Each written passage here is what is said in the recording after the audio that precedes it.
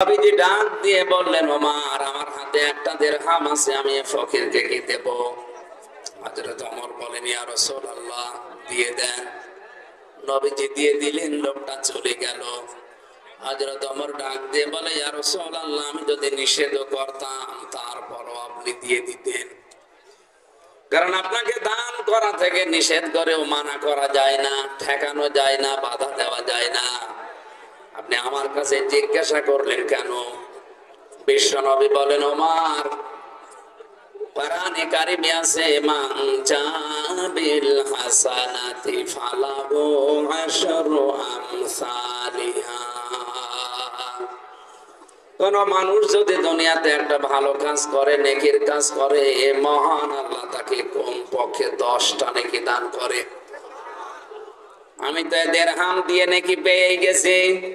তুমি যে কথা বলে আমাকে সাহায্য করলে, সহযোগিতা করলে, তুমি যে একটু নড়াচড়া করলে, আমাকে একটু উদ্বুদ্ধ করলে, এজন্য তোমাকে আল্লাহ বঞ্চিত করেনি, একই নেকি দিয়ে দিয়েছে।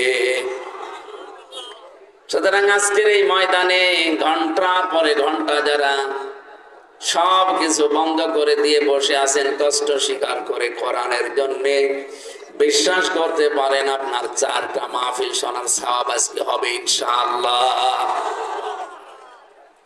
সুতরাং এই নিয়ামত আপনার জীবনে আবার আল্লাহ আরো ফিরিয়ে দেবে। লা আজিদান্নাকুম লামে তাকিদ নুনে সাকিলা।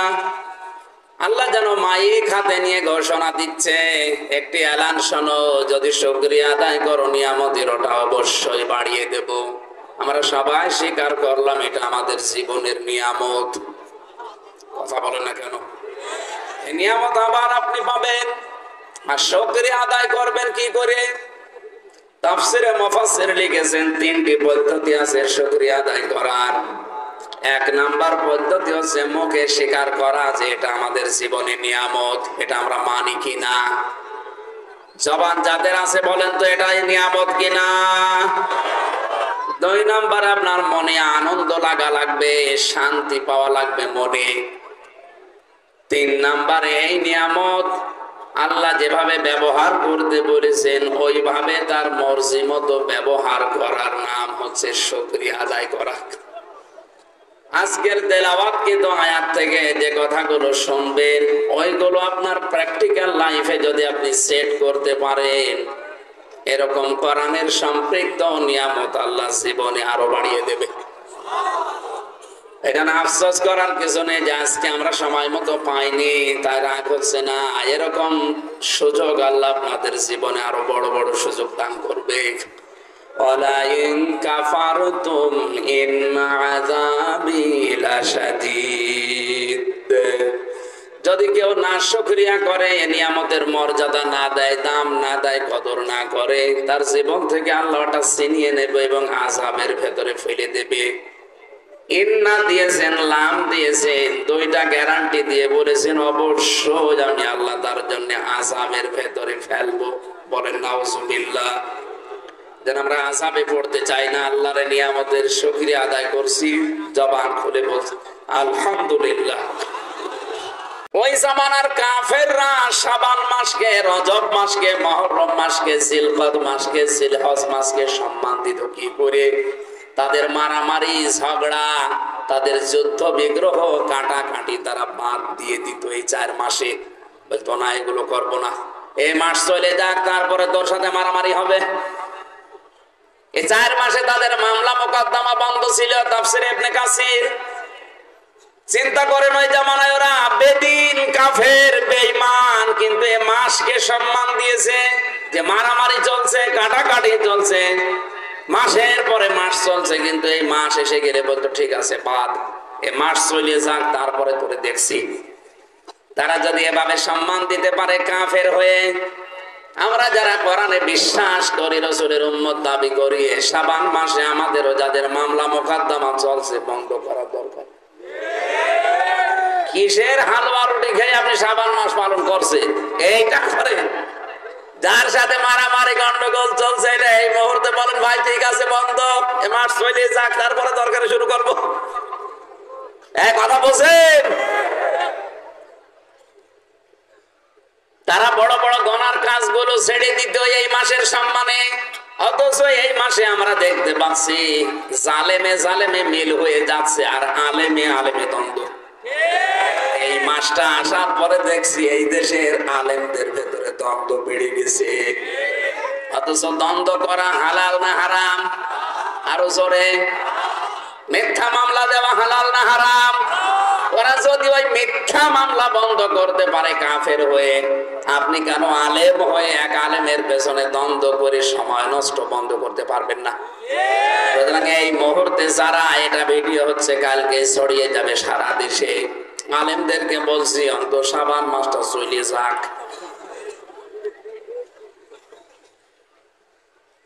আপনি গন্ডগোল করবেন, মারামারি করবেন, ফতোয়াবাজি করেন, এর পেছনে ওর পেছনে বাঁশ দেবেন দেন, তবে সেই পবিত্র মাসটা অন্তত চলে যাক। আর যাদের নিয়ে আপনি কথা বলেন, আরে ভাই তারা তো মারা গেছে। ওস্তাদ মরহুম মাওলানা মওদুদী সে কত বছর আগে মারা গেছে। মৃত মানুষ নিয়ে আপনারা এত নাড়াচাড়া এখন করতে বলছে, এটা বোঝা যাচ্ছে পেছনে আপনার অবশ্যই ইহুদি খ্রিস্টানরা কলকাঠি নাড়াচ্ছে। কাফেররা যদি এ মাসকে সম্মান দিয়ে তাদের কবিরা গুনাহ যেগুলো ওগুলো বন্ধ করে দেয়, তে দ্বন্দ্ব তৈরি করা, এ মত পার্থক্য তৈরি করে দল পার্থক্য করা, এটা তো হারাম, এ কবিরা গুনাহ। বলেন এই কবিরা গুনাহ এখনো যারা চালু রেখেছেন, আপনি কোন ধরনের আলেম আমার তো বুঝে আসছে। বাংলাদেশের ঐতিহ্যবাহী জেলা বগুড়া গাবতলী থানার অন্তর্গত জাগলে নুরানি হাফিজিয়া মাদ্রাসার উদ্যোগে 21তম তাফসীরুল কোরআন মাহফিলের স্বনামধন্য সভাপতি আলহাজ হামিদুর রহমান কাজল, সহ সভাপতিবৃন্দ, প্রধান অতিথি আলহাজ মোহাম্মদ রফি নওয়াজ খান রুবিন, বিশেষ অতিথিবৃন্দ, এতক্ষণ যিনি আলোচনা রাখলেন বগুড়ার এলাকার কৃতি সন্তান, ইসলামিক চিন্তাবিদ, শিক্ষাবিদ বড় ভাই মাওলানা আব্দুর রশিদ আব্দুল বারী রশিদি। এছাড়া বক্তব্য রেখেছেন মাওলানা আব্দুল মোতালিব, মাওলানা হাবিবুল্লাহ মিসবাহ, বরেণ্য অতিথিবৃন্দ, অনেক মানুষের নাম আছে এখানে। ওয়ারাফা'না লাকা যিকরাক, আল্লাহ তাদের সম্মান মর্যাদা যেন বাড়িয়ে দেন, বলেন আমিন। দল মত নির্বিশেষে কোরআনের এই অনুষ্ঠানে যারা আমরা ছুটে এসেছি রাতের বেলা, বলছি আলহামদুলিল্লাহ। কথা বলার শুরুতে আমি ক্ষমা চেয়ে নিচ্ছি আপনাদের কাছে। আসলে জেলখানা থেকে 3 বছর পরে বের হয়ে ব্যস্ততা এত বেশি, সারা দেশ থেকে মানুষ, কেউ হাত ধরে পা ধরে মুখের কথা দিয়ে এমন এমন বড় মানুষ দিয়ে কল দেওয়া না নিয়ে পারা যায় না। আজকের মাহফিলটা সেই শাহজাহানপুর কামিল মাদ্রাসা আছে ডুমন পুকুর, ওখানে ওটা সেই বের হওয়ার পর দিনই ওরা নিয়েছে।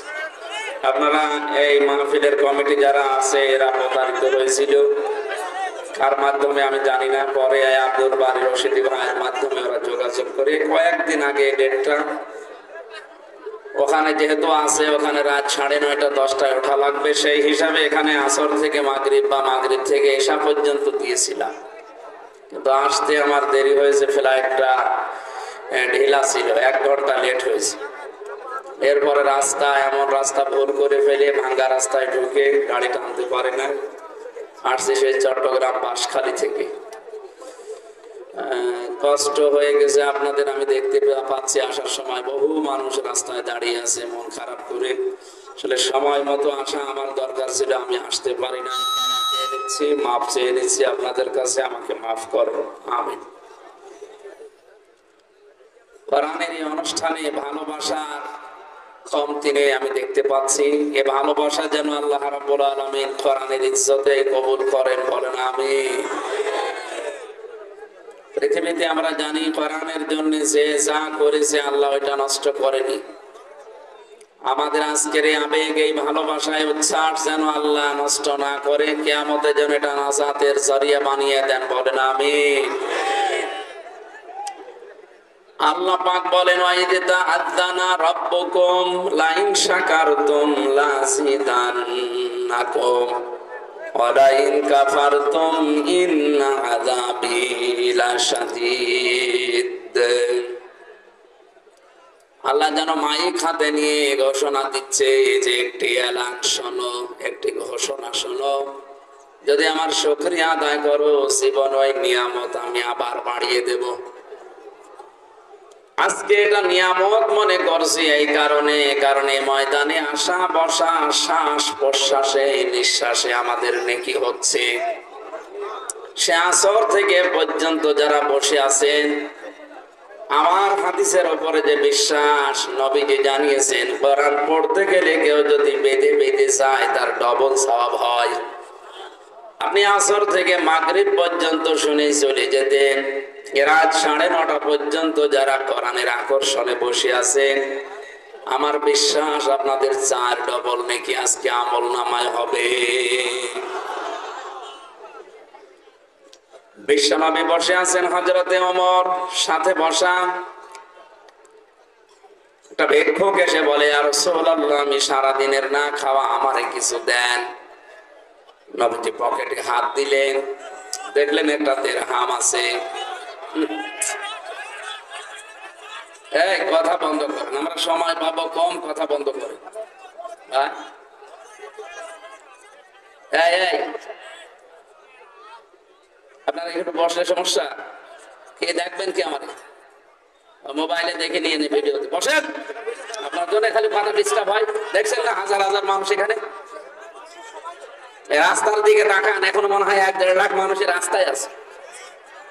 আমি তো সেই রোড থেকে শুরু করে আসতে পারছি, যে দেরি হচ্ছে তো এই কারণে। বসেন বসেন, এখানে যা মানুষ আছে তার 2 ডবল মানুষ রাস্তায় আছে। এই বারবার কথা বলা লাগে না কেন ভাই? এমনিতে সময় কম, দেখছেন না? আরে যা এটা সরিয়ে দেন তো।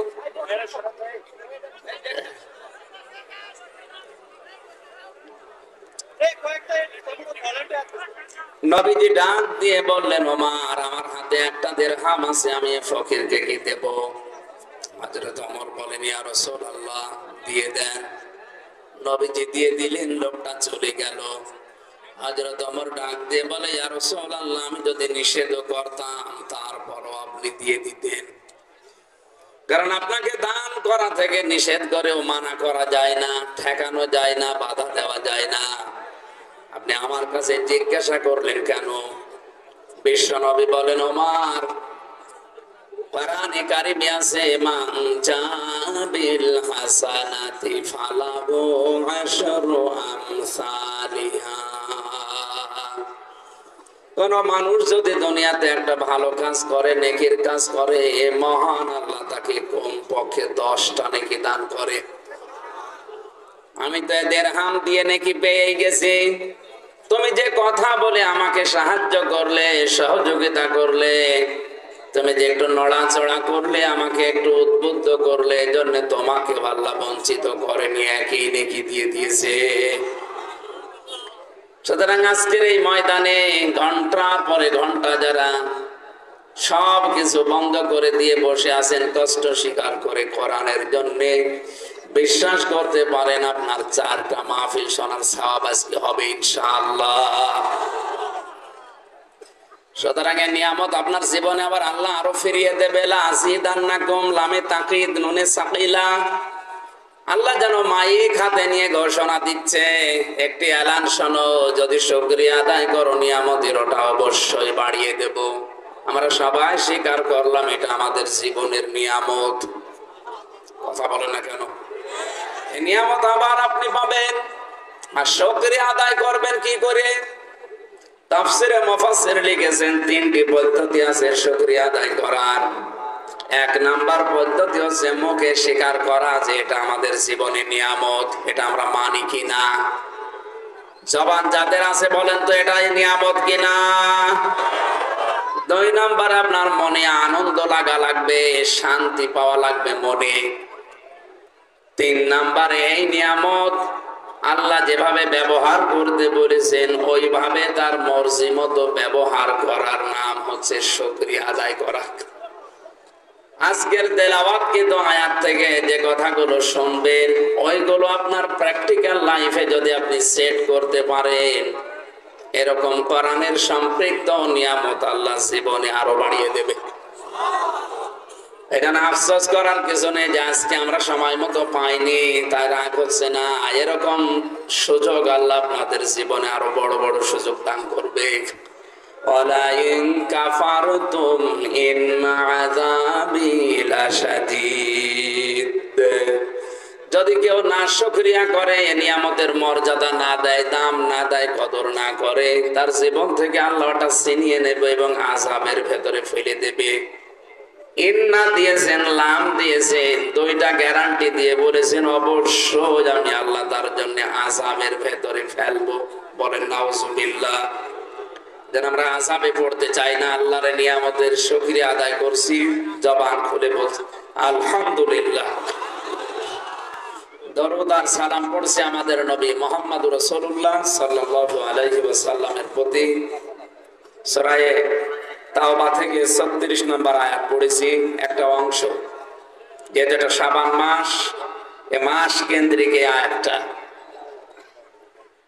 খুব খেয়াল করে শুনবেন। আমরা অল্প সময় পাচ্ছি, এই জন্য খুব খেয়াল করে শুনবেন। খুব জরুরি না হলে উঠবেন না। একেবারে যদি মনে হয় যে আর পারছি না, তখন চলে যাবে। বুঝতেছেন? পোশাক পায়খানা হোক আর বিড়ির নেশা হোক, একেবারে যখন আর হচ্ছে না যে বিড়ি খাওয়াই লাগবে, তখন খেয়ে আবার চলে যাবে। অবশ্য ঠিক। তার মানে এই এলাকায় এসব সূরা তাওবার 36 নম্বর আয়াত, 129টা আয়াত আছে, মাত্র এক আয়াতের 4 ভাগের 1 ভাগ আমি পড়েছি। আপনি দেখেন তো এর ভেতরে কি আছে। 129টা আয়াতে একটা সূরা, এরকম কোরআনে 114টা সূরা আছে। একটা আয়াতের 4 ভাগের 1 ভাগে যদি এত কথা আল্লাহ লুকিয়ে রাখে, কোরআনে কত কথা আছে আপনার মাথায় ধরবে না। আল্লাহ রাব্বুল আলামিন বলেন, কুল্লাউ কানাল বাহরু মিদাদান লিকালিমাতি রাব্বি লানাফিদাল বাহর ক্বাবলা আন তানফাদা কালিমাতু রাব্বি ওয়ালাউ জিনা বিমিসলিহি মাদাদা। ইয়াদের সারমর্ম এটা। নবী আপনি বলেন, দুনিয়ায় যত সাগর আছে, সব সাগরের পানি যদি কেউ কালি বানিয়ে ফেলে, দুনিয়ায় যত গাছ আছে, সব গাছ যদি কলম হয়ে যায়, দুনিয়ার জিন আর ইনসান মিলে যদি লিখতে শুরু করে, কিয়ামত হয়ে যাবে, কোরআনের ব্যাখ্যা লেখা শেষ হবে না। এই জন্যই তো বলছি, এক আয়াতের 4 ভাগের 1 ভাগে কি আছে, মন দিয়ে কান খাড়া করে শোনেন, কিছু হলেও নিয়ে যেতে পারবেন। ইন্না ইদ্দাতাশ শুহুরি ইনদাল্লাহি 12 শাহরান ফি কিতাবিল্লাহ। অবশ্যই আল্লাহর নিকটে গণনার দিক থেকে মাসের সংখ্যা 12টা, এটা তিনি লিখে রেখেছেন তার কিতাবে। ওই দিন ইয়াউমা খালাকাস সামাওয়াতি ওয়াল আরদা মিনহা আরবাতুন হুরুম। আল্লাহ পাক বলেন, যেদিন আমি আসমান আর জমিন তৈরি করি, ওই দিন আমার কিতাবে মাসের নাম 12টা আমি আল্লাহ নিজে লিখে রেখেছি। বলেন সুবহানাল্লাহ। তার ভেতরে 4টা মাস পবিত্র, উত্তম। এটা আয়াতের বাংলা অর্থ ছিল। এবার আসেন আল্লাহর ভাষা। এ পৃথিবী যেই দিন তৈরি করেন, সেই দিন কিন্তু 12টা মাসের নাম কোরআনে লেখা করা। এখানে কিতাবুল্লাহ মানে আল্লাহর কিতাব, কোরআন শরীফ। তার মানে দুনিয়া তৈরি হওয়ার আগে কোরআনে কারীম তৈরি হওয়া ছিল। কথা বলে না কেন? ইয়াদের ব্যাখ্যায় পড়েছি, এ পৃথিবী তৈরি করার 50,000 বছর আগে মহান আল্লাহ নিজের কণ্ঠ দিয়ে সূরা ইয়াসিন তেলাওয়াত করে শুনিয়েছিলেন ফেরেশতাদেরকে। ফেরেশতারা ওই সময় তেলাওয়াত শোনার পরে বলেছিল, মহান আল্লাহ, এই কোরআন যাদের উপরে নাজিল হবে, ওই জাতি কত ভাগ্যবান। যে জহব্বা এটা তেলাওয়াত করে, ওই জহব্বা কত ভাগ্যবান। যে কান এটা শ্রবণ করবে ওই কান কত সৌভাগ্যশালী, যে চোখ এটা দেখবে সেই চোখ কত সৌভাগ্যশালী। সেই জাতি কিন্তু আমরা, আমাদের আগে হাজার হাজার জাতি দুনিয়া থেকে বিদায় নিয়েছে, কেউ এই কোরআন পায়নি। কথা বলে ঠিক কিনা? আল্লাহ রাব্বুল আলামিন এই কোরআনে কারিমের ভেতরে 12টা মাসের নাম যেদিন দুনিয়া তৈরি করেন ওই দিন লিখে রেখেছিলেন। তার ভেতরে শাবান মাস একটা, নাকি জানুয়ারি, ফেব্রুয়ারি, মার্চ, মুহররম, সফর, এভাবে যে 12টা মাস আছে, এই 12টা মাসের নাম আল্লাহ নিজে বানিয়েছেন। শাবান এটা আল্লাহর বানানো নাম। কোথায় লিখেছিলেন? কোরআনে। দুনিয়া যেদিন তৈরি করেন ওই দিন। তার মানে শাবান মাসের বয়স 2, 5, 10 বছর, 50 বছর না, কোটি কোটি বছর। আল্লাহ বলেন মিনহা আরবাতুন হুরুম, এর ভেতরে 4টা মাস পবিত্র। তাফসিরে আমি 4টা মাসের ভেতরে মুহররম পেয়েছি, জিলহজ পেয়েছি, জিলকদ পেয়েছি। কোন কোন মুফাসসিরিন ইকরাম রমজানকে, কেউ শাবানকে, কেউ রজবকে বলেছে। তার মানে শাবানটাও আছে। এটা একটা পবিত্র মাস। এই হিসাবে বিশ্বনবীর স্ত্রী হযরতে আয়েশা বলেন, এই মাস যখন আসতো নবীজি তখন তোড়জোড় আরম্ভ করতেন। অন্য মাসের তুলনায় রমজানের উপরে সবচাইতে বেশি রোজা নবীজি শাবান মাসে রাখতেন। কয়েকদিন আগে যে দিবস চলে গেল লাইলাতুন নিসফি মিন শাবান, শবে বরাত নামে আমাদের উপমহাদেশে যেটা পরিচিত, শবে বরাত আসলে শব্দটা কোরআন হাদিসের না। লাইলাতুন নিসফি মিন শাবান এইটা হাদিসের শব্দ। বিশ্ব নবী মাসে এত বেশি মর্যাদা দিয়েছেন, দাম দিয়েছেন। হযরত আয়েশা বলেন নবীজি মনে হয় সারা মাসই রোজা রাখবে। কেন এটা করতেন তিনি? ফামান শাহিদা মিনকুমুশ শাহরা ফালইয়াসুমহু, আল্লাহ তাআলা বলেন তোমাদের ভেতরে কেউ যদি রমজান মাস পায় সে যেন অবশ্যই রোজা রাখে। এই ঘোষণা কার? এই ঘোষণাকে সামনে নিয়ে আগের মাসে নবীজি ট্রেনিং হিসাবে শাবান মাসে বেশি বেশি রোজা রাখতেন। তাহলে আমাদের উচিত হবে মাসের এসে কয়দিনই আছে অন্তত এ মাসের গুরুত্ব অনুধাবন করে ট্রেনিং হিসাবে হলেও রোজা রাখা, যদি সুস্থ থাকেন। কথা বুঝতেছে? তাছাড়া যে কাজগুলো অতিরঞ্ছিত করে ফেলি আমরা, বিভিন্ন হাদিসের নাম নিয়ে আহলে হাদিস নাম নিয়েছে, এটা বাড়াবাড়ি করতে করতে এরা এমন পর্যায়ে ছাড়াছাড়ি করতে করতে পৌঁছিয়ে যায়, এটার দামই দেয় না যে নিসফে মিন শাবান বলে কিছুই নেই না। এটা হাদিস দ্বারা প্রমাণিত। আবার কিছু সুন্নি আছে, গরম সুন্নি, ঠান্ডা সুন্নি, মিঠা সুন্নি। এই মানুষগুলো এটা নিয়ে বাড়াবাড়ি করতে করতে এমন জায়গায় পৌঁছিয়ে যায় মনে হয় যে সবে কদরের উপর তুলে ফেলবে। অথচ সবে কদর কোরআন দিয়ে প্রমাণিত, আর নিসফে শাবান এটা হাদিস দিয়ে প্রমাণিত। কোনদিন কি মনে হয় আপনার যে কোরআনের উপরে হাদিস উঠতে পারবে? কথা বলেন না কেন? সুতরাং যার যে জায়গাটা ওখানে রাখা লাগবে, ছাড়াছাড়িও করা যাবে না, বাড়াবাড়ি করা যাবে না।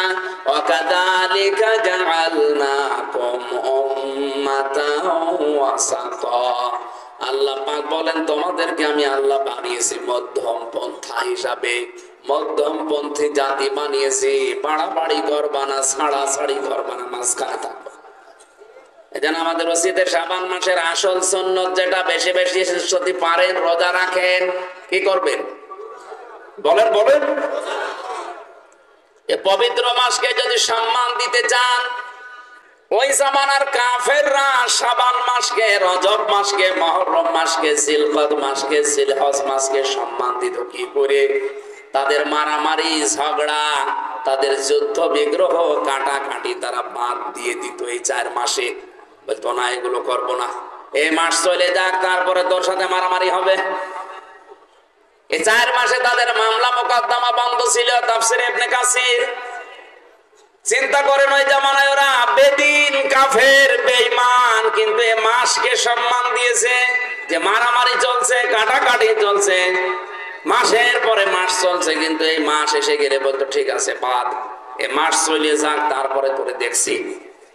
তারা যদি এভাবে সম্মান দিতে পারে কাফের হয়ে, আমরা যারা কোরআনে বিশ্বাস করি, রাসূলের উম্মত দাবি করি, শাবান মাসে আমাদেরও যাদের মামলা মোকদ্দমা চলছে বন্ধ করা দরকার।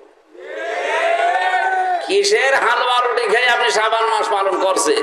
এইটা করে যার সাথে মারামারি গন্ডগোল চলছে, এটা এই মুহূর্তে বলেন ভাই ঠিক আছে বন্ধ, এ মাস চলে যাক, তারপরে দরকারে শুরু করব। কথা বলছেন?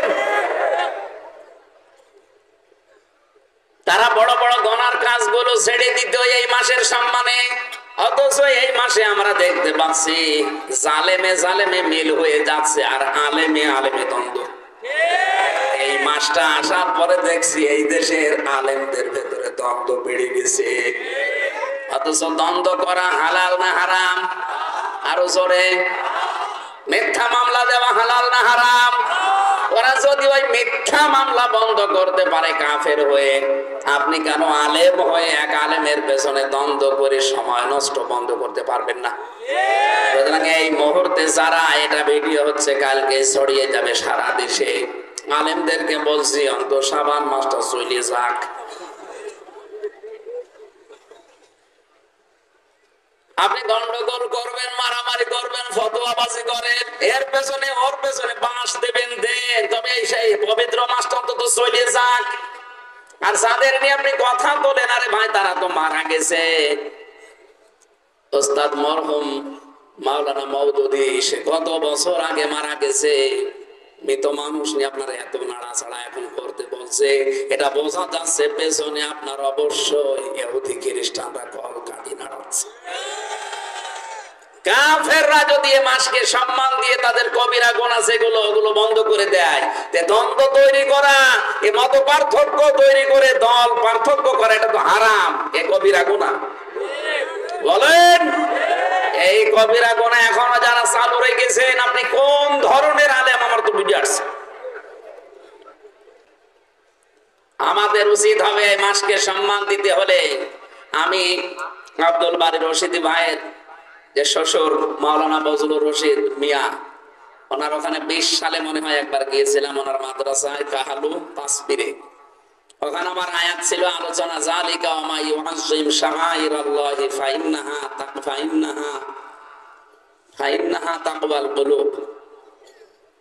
আল্লাহর বিভিন্ন নিদর্শন যেগুলো আছে, আল্লাহর বিভিন্ন নিদর্শনকে যদি কেউ সম্মান দেয়, সে যেন বোঝাতে চায়, সে যেন প্রমাণ করতে চায় যার ভেতরে আল্লাহর তাকওয়া আছে।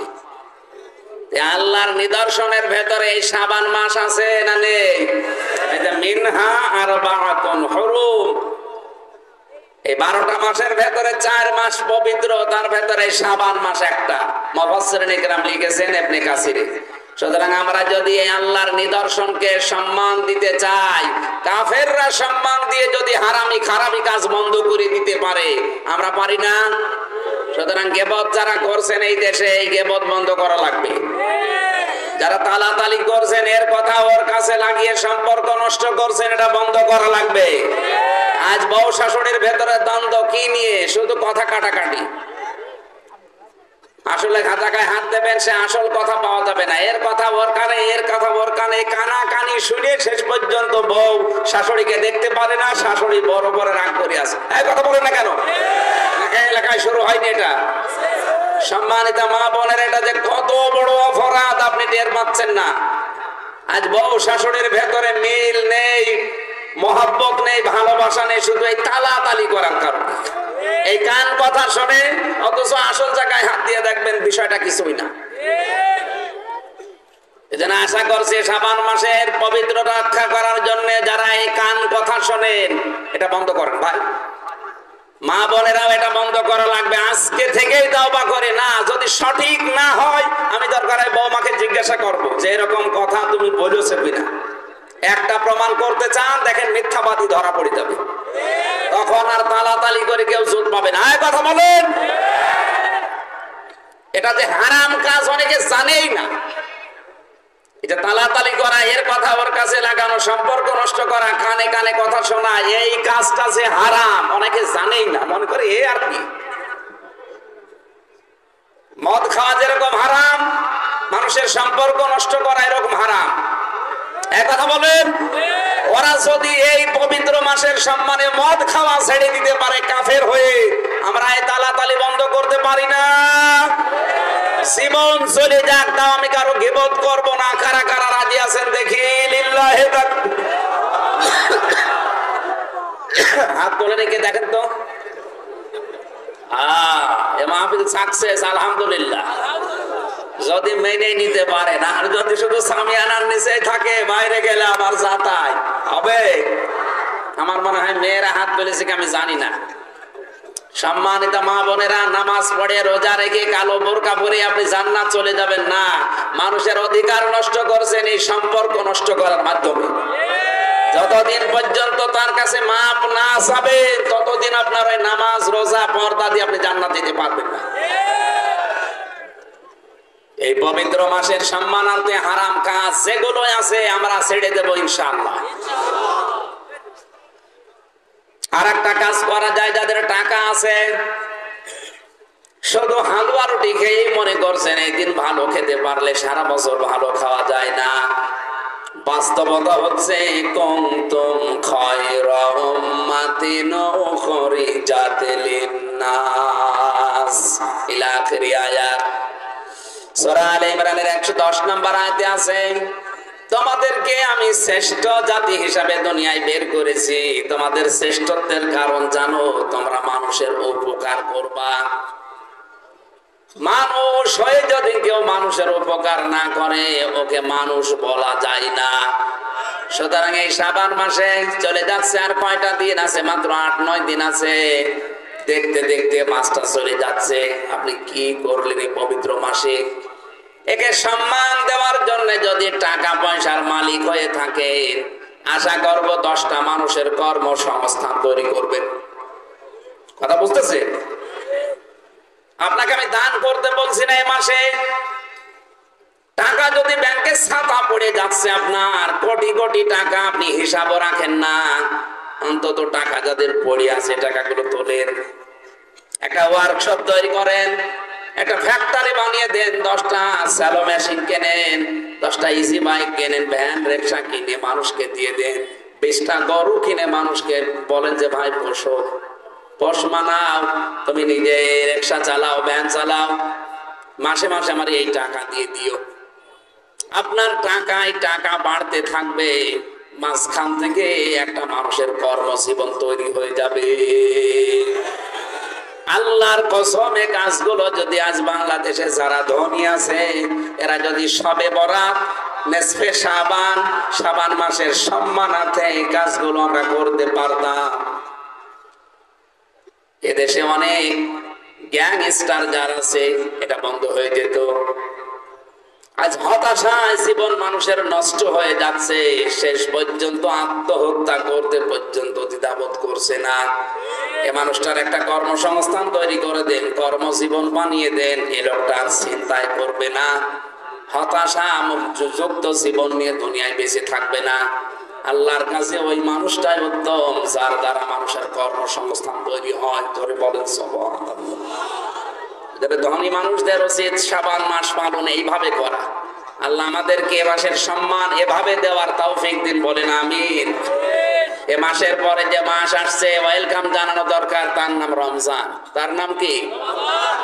নবীজি বলেন, এ মাসে যদি কেউ একটা নফল আদায় করে, অন্য মাসে একটা ফরজ আদায় করার মতো সওয়াব হয়। একটা ফরজ যদি কেউ আদায় করে, 70টা ফরজ আদায় করার সওয়াব হয়। রোজাদারের মুখের গন্ধ পর্যন্ত আল্লাহর কাছে মেশক আম্বরের চাইতেও বেশি দামি।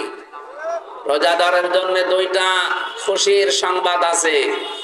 একটা যখন ইফতারি করে বা ঈদের দিন যখন নামাজ পড়ে বাড়িতে আসে, ওই সময় একটা খুশি। আর যখন কিয়ামতে আল্লাহ নিজে তাদের সাথে নিজে এসে সাক্ষাৎ করবেন, ওই সময়।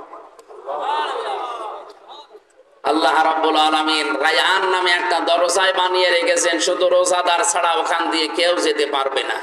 এই যে এত কথা রোজার ব্যাপারে, কোরআন শরীফের ভেতরে নামাজের ব্যাপারে কথা আছে, কিন্তু নামাজ কয় রাকাত পড়া লাগবে, কিভাবে পড়া লাগবে, এ কথা কোরআনে আল্লাহ দেয়নি। যাকাত দেওয়া লাগবে, কতটুকু সম্পদ হলে কতটুকু দেওয়া লাগবে কথা কোরআনে নেই, হাদিসে আছে। এ কথা বুঝতেছেন? হজ করা লাগবে, কয়টা করা লাগবে, কিভাবে ফরজ আদায় করা লাগবে, ওয়াজিব আদায় করা লাগবে কোরআনে নেই। কোরআনে শুধু একটা বিধানের কথা পুরো একটা রুকুতে আল্লাহ